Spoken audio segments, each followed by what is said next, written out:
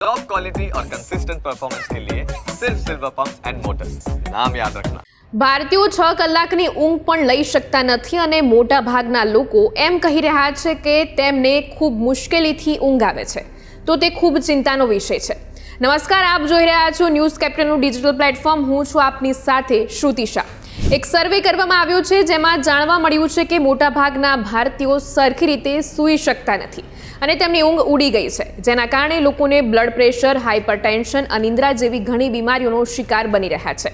આ સર્વે local circle દ્વારા કરવામાં આવ્યો છે અને તેમાં 59% લોકો 6 કલાકથી ઓછી ઊંઘ મેળવી રહ્યા છે અને 38% લોકો વીકેન્ડમાં પણ ઊંઘ પૂરી કરી શકતા નથી। આ સર્વેમાં 43,000 લોકો પાસેથી જાણકારી લેવામાં આવી હતી અને આ લોકો 348 અલગ અલગ જિલ્લાના રહેવાસી છે, જેમાં 61% પુરુષ અને 39% મહિલાઓ છે। સર્વેમાં એ પણ જાણવા મળ્યું છે કે ઊંઘમાં વારંવાર ખલેલ પડવાની પાછળ સૌથી મોટું કારણ અડધી રાત્રે બાથરૂમ ટ્રીપ્સ છે। 72% લોકોએ કહ્યું કે તેમની ઊંઘનું સૌથી મોટું કારણ વોશરૂમ જવાનું છે। આ સાથે અનિયમિત દિનચર્યા, ઘોંઘાટ, મચ્છરોની તકલીફ અને પાર્ટનર કે બાળકોના કારણે ઊંઘ તૂટવાનું મુખ્ય કારણ છે। જો તમારી ઊંઘ પૂરી થતી નથી તો તમને માત્ર ડાર્ક સર્કલ્સ નથી થતા, તેનાથી હાર્ટની બીમારી, મેદસ્વીપણું અને ટાઈપ 2 ડાયાબિટીસ જેવી અનેક બીમારીઓ થઈ શકે છે।